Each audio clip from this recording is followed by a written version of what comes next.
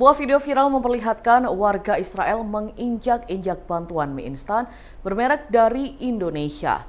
Tidak hanya Indonesia yang mengecam aksi tersebut, namun sekutu Israel yakni Amerika Serikat turut marah akan tindakan itu.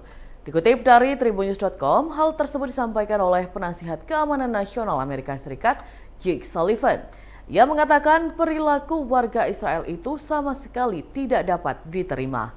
Gedung Putih juga menyampaikan keprihatinannya kepada pemerintah Israel. Selain Amerika, negara Inggris juga turut mengecam tindakan tersebut. Hal itu disampaikan oleh Menteri Luar Negeri Inggris, Lord Cameron. Ia menyerukan Israel agar bertanggung jawab atas aksi warganya yang menginjak-injak bantuan ke Gaza. Pihaknya mengatakan serangan ekstremis Israel terhadap bantuan itu sangat mengerikan. Cameron mengaku akan menegur langsung pemerintah Israel. Sebelumnya, sejumlah pengunjuk rasa Israel mencegat truk bantuan yang menuju Gaza. Peristiwa itu terjadi di pos pemeriksaan Tarkumia tepi barat pada Senin 13 Mei 2024. Dalam video yang dirilis AFP, warga tampak melempar dan menginjak-injak paket berisi bahan makanan, termasuk paket mie instan asal Indonesia. Dilaporkan ada 4 pengunjuk rasa yang ditangkap buntut aksi tersebut. Setelah pengacara Hotman Paris, kini Polda Metro Jaya juga menyatakan akan membantu kasus pembunuhan Vina Cirebon pada tahun 2016 silam. Polda Metro Jaya mengaku siap memburu 3 dari 11 pelaku yang kini masih menjadi DPO. Dilansir dari Tribunnews.com, hal itu diungkapkan oleh Kabid Humas Polda Metro Jaya, Kombes Adi Ari Syamirndaradi pada Kamis 16 Mei 2024. Menurut Ade Ari, pihaknya akan membantu untuk memburu 3 pelaku tersebut. Ia menekankan bahwa Polda Metro Jaya dipastikan membantu melakukan pencarian terhadap 3 DPO ketika menerima permintaan. Diketahui kasus pembunuhan Vina Cirebon pada tahun 2016 kembali viral seusai peristiwa itu diangkat ke layar lebar. Dalam kasus ini, Vina dan kekasihnya, Rizky alias Eki, tewas dibunuh oleh 11 anggota geng motor di Jalan Raya Talun, Cirebon pada 27 Agustus 2016. Mulanya, Vina dan Eki dilaporkan meninggal dunia akibat kecelakaan. Namun pihak keluarga curiga setelah melihat luka di tubuh kedua korban. Berdasarkan hasil penyelidikan, polisi menyatakan pasangan kekasih itu merupakan korban pembunuhan. Bahkan sebelum dibunuh, Vina terlebih dahulu diperkosa secara bergantian oleh para anggota geng motor. Anggota Komisi 10 DPR Eliza Sa'aduddin Jamal kaget dengan ramainya kenaikan uang kuliah tunggal atau UKT di sejumlah perguruan tinggi. Ia berempati kepada mahasiswa karena melihat persentase kenaikan UKT yang sangat tinggi. Hal tersebut diungkapkan Eliza saat Komisi 10 DPR menggelar rapat dengar pendapat umum atau RDPU bersama Aliansi Badan Eksekutif Mahasiswa Seluruh Indonesia atau BEMSI di Komplek Parlemen Senayan pada Kamis 16 Mei 2024. Eliza menuturkan, kenaikan UKT yang terjadi di sejumlah perguruan tinggi merupakan kebijakan yang tidak tepat. Sebab kebijakan yang diambil perguruan tinggi tidak mempertimbangkan keberlanjutan pendidikan mahasiswa.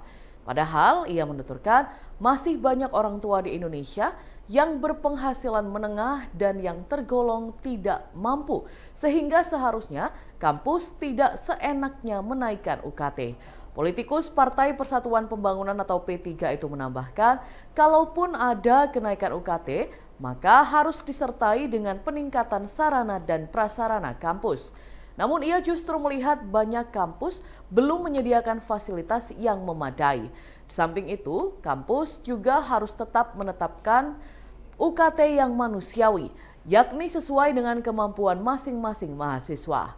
Lebih lanjut, Eliza meminta agar perguruan tinggi cerdas dalam menetapkan UKT karena beasiswa yang dikucurkan pemerintah belum sampai 100%. Kampus diminta untuk jeli dalam strategi subsidi silang dengan memperhatikan kemampuan mahasiswa, yakni yang mampu membayar lebih, dan bagi golongan tidak mampu, kampus harus memberikan UKT yang sesuai. Selain itu, ia juga mendorong kampus khususnya Perguruan Tinggi Negeri Badan Hukum atau PTNBH, untuk kreatif dalam mengelola sumber daya dan menambah keuangan melalui berbagai strategi tanpa membebankan mahasiswa. Terkait polemik UKT mahal, Komisi 10 DPR akan segera menggelar rapat dengan Kementerian Pendidikan Kebudayaan Riset dan Teknologi atau Kemendikbudristek sebagai langkah evaluasi. Sebelumnya, gelombang protes mahasiswa terjadi di sejumlah perguruan tinggi buntut UKT mahal. Salah satu kampus yang mengalami kenaikan biaya kuliah adalah Universitas Jenderal Sudirman atau UNSUD. Diketahui, UKT UNSUD untuk mahasiswa baru melonjak drastis hingga 500%.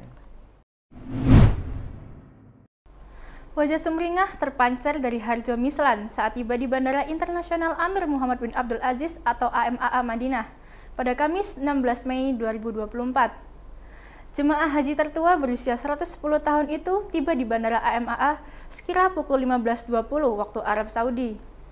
Pria asal Ponorogo tersebut tergabung dalam Kloter 19 Surabaya atau SUB. Baharjo melewati pintu kedatangan dengan kursi roda. Meskipun ia masih sehat dan kuat untuk berjalan sendiri, fasilitas itu sengaja diberikan agar ia tidak merasa capek. Pria yang lahir pada tahun 1913 itu mengaku daftar haji sejak 2 tahun lalu. Namun, karena usianya yang sudah tua, Baharjo mendapat percepatan sebagai jemaah lansia. Ia merasa senang sekali karena bisa sampai di Arab Saudi untuk menjalankan ibadah haji. Selain merasa sehat, Baharjo juga mengaku sangat bersemangat untuk menjalankan ibadah haji tahun ini. Ia berharap semua proses bisa berjalan mudah dan menjadi haji yang mabrur. Diketahui Baharjo menjalani ibadah haji tahun ini bersama 3 anggota keluarganya. Ia didampingi oleh anaknya Sirmat, menantu, dan besannya. Dan Tribuners, berikut kita simak wawancara dengan jemaah haji tertua, Mbah Harjo. Mbah, nyuwun sewu, Mbah. Kula Arif sange Bojonegoro. Mbah asmanipun sinten? Harjo Mislan. Harjo Mislan. Ya. Saged ngendikan ngangge basa Indonesia? Bagaimana? Pakai bahasa Indonesia. Oh, bahasa Jawa. Mbah, Bahasa Jawa biasa. Mbah, yuswanipun pinten? Kula to? Nggih. 110. 110. Nggih. Lahir tahun pinten, Mbah? Kelahiranipun nek mboten salah 1911 13 napa 12 nggih, 1913 ngoten nggih. nggih. Mbah sehat? Alhamdulillah sehat. Alhamdulillah sehat. Sukunipun sakit mboten? Menapa? Sukunipun sakit mboten? Mboten. Mboten. Mboten. Nggih, Madaran mboten sakit nggih. Mboten. Daftar kaji tahun pinten, Mbah? Daftar tahunipun 2019. nggih. Nah, niki tindak haji kalih sinten? Kalih yoga jaler. Kalih yoga jaler. Nggih. Pripun, Mbah? Niki Mbah sampun ndugi Arab, raosipun pripun? Pripun? Raosipun pripun pun ndugi Arab mendati ndugi Nggih. Madinah? Rasipun senang. Seneng nggih, Mbah? Senang, ya. Nggih. Mbah Putri tasik gesang. Mbah Putri sudah sedo. Sudah sedo. Kapan, Mbah, sedone, Mbah? Sudah lama kok. Sudah lama. Ya. Nggih. Nggih, Pak Kadaker ada yang ditanyakan, Pak? Oh, cukup. Berapa lama ngantrinya, Pak? Mbah daftar kaji ngantrinnya wiwit kapan, Mbah? Tas tentang ini, iya makanya. Ya tawes Bilangnya sih tadi setahun yang lalu. meh kalih tahun. Lebih kali tahun. Nggih. Daftarnya 2 tahun yang lalu, Pak ya? Iya. 2019. Oh, nggih. Nggih. Dan niku sing karepe Mbah napa putra-putranipun ingkang daftarke? Nggih nek sing datane yogane nggih kalih kula dadi kula diteraken ngoten. Oh, Mbah semangat nggih mboten ajrih tindak haji nggih. Mboten, Mboten. Nggih, mangke mriki sehat nggih, Mbah. Nggih. Nggih. Puluhan jurnalis menggelar aksi damai di bundaran depan gedung DPRD Kabupaten Jember, Jawa Timur dengan berjalan mundur pada Kamis 16 Mei 2024 malam. Jurnalis yang mengikuti aksi berasal dari lintas organisasi profesi, mulai dari Aliansi Jurnalis Independen atau AJI, Ikatan Jurnalis Televisi Indonesia atau IJTI, dan Persatuan Wartawan Indonesia atau PWI.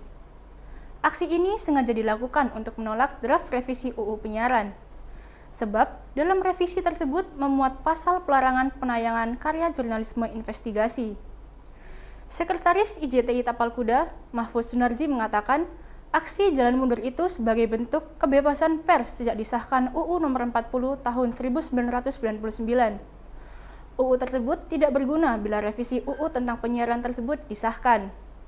Menurutnya, beberapa pasal dalam draft revisi UU penyiaran yang sudah masuk di Badan Legislasi DPR RI berpotensi melarang penayangan hasil peliputan investigasi. Selain itu, kata Mahfud, jika draft revisi UU penyiaran tersebut disahkan, akan berpotensi memberangus peran Dewan Pers sebagai lembaga independen yang menyelesaikan sengketa pemberitaan. Sementara Andi Saputra, anggota AJI Kota Jember mengatakan, pasal di revisi UU penyiaran ini perlu ditolak karena dapat membatasi kerja jurnalistik investigasi. Bahkan, sangat bertentangan dengan semangat kebebasan pers yang merupakan buah reformasi. Lebih lanjut, Andi mengatakan bila DPR RI memaksa memasukkan pasal pelarangan penayangan karya investigasi di revisi UU tersebut, maka akan memperkuat penguasa dari hasil pemilihan presiden atau Pilpres 2024 yang diduga alergi terhadap keberadaan oposisi. Oleh karenanya, Andi meminta DPR RI meninjau ulang draft revisi UU penyiaran dengan menghapus pasal yang berpotensi melanggar kemerdekaan pers dan hak publik atas informasi. Hal senada dikatakan Sutrisno, orator dari PWI Jember mengenai pasal larangan pers untuk menayangkan hasil liputan investigasi dalam draft RUU penyiaran itu yang terkesan sangat tendensius. Sutrisno mengatakan mengingat banyak sekali kasus-kasus korupsi di negeri ini yang beragam bentuknya mulai terbongkar melalui liputan investigasi, mulai penyimpangan uang negara, penyelewengan jabatan, gratifikasi, dan suap menyuap. Ia menegaskan elit-elit yang korup dan belum terbongkar merasa ketakutan, maka mereka ingin membungkam pers lewat revisi UU penyiaran, karena pers merupakan nyawa yang menghidupi demokrasi dan dapat menyelamatkan NKRI dari korupsi. Produk superhero buatan Ars Ramda, perajin superhero dari Malang, sudah mencapai berbagai negara seperti Amerika Serikat dan beberapa negara di Eropa. Pekerjaan membuat cosplay ini sudah ditekuninya sejak 2007 silam. Alumnus Hubungan Internasional Universitas Brawijaya atau UB Malang ini menjelaskan, yang dibuatnya adalah superhero dari film, game, ataupun kartun-kartun anime. Untuk melihat tren superhero yang lagi naik, ia mengikuti film yang sedang tayang. Biasanya setelah itu ada permintaan dari para customer. Yang paling sering ia buat adalah Power Ranger, di mana yang pesan rata-rata dari generasi yang lebih tua. Terkait harga, ia menyebut tergantung pemesanannya. Ada yang memesan bagian-bagian saja ataupun penuh seluruhnya. Seperti helm superhero, bahannya juga berbeda-beda. Ada yang dari busa, 3D print, dan resin. Jika bahan busa, ia mematok harga helm sebesar 500 ribuan rupiah. Jika dari 3D print dan resin, biasanya mencapai 5 jutaan rupiah ke atas. Namun jika pesan kostum penuh, bisa mencapai 40 jutaan rupiah. Untuk kostum penuh, pemesan akan mengisi ukuran badannya dan ia mulai membuatnya. Dengan kepastian data itu, maka kostum akan sesuai dengan tubuh pemesan. Saat ini Ars Ramda tengah mengerjakan pemesanan sampai akhir 2024. Jika ada yang pesan pada tahun ini, maka ia baru bisa produksi pada 2025. Untuk pemesan dari luar Indonesia, rata-rata keperluannya untuk cosplay ataupun Halloween. Pemesan dari Asia kebanyakan dari Singapura, karena ia memiliki reseller di sana.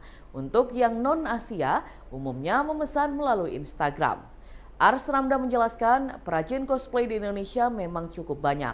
Namun ia mengklaim memiliki kelebihan pada update teknologinya, seperti 3D hingga mesin laser, sehingga hasilnya bisa lebih detail. Dalam Tribunnews berikut kita simak bersama wawancara dengan perajin kostum superhero asal Malang, Ars Ramda. Perkembangannya superhero biasanya kita ini sih dari yang viral aja. Biasanya dari film yang muncul baru, entah itu film bioskop atau film seri Netflix gitu, atau kadang dari game baru atau animasi yang baru gitu. Itu biasanya kan pasti ada yang viral apa gitu, itu biasanya kita ini. Selalu ada pemesanan ya, gitu ya? Ada pemesan gitu biasanya dari situ. Paling banyak dipesan tadi apa seperti Power Rangers itu? Power Ranger paling banyak, Power Ranger sama Kamen Rider ya. Kalau kita kenal biasanya baja hitam kayak gitu. Oh, gitu. Kalau pemesannya dari mana aja Mas terbanyak? Paling banyak Amerika. Paling banyak itu Amerika sama Eropa, Singapura. Kalau Indonesia biasanya Jakarta. Oh gitu. Kalau harganya itu tergantung dari kompleksitas pembuatannya atau gimana? Kalau harga tergantung detailnya, detail sama bahan yang diinginkan sama customernya.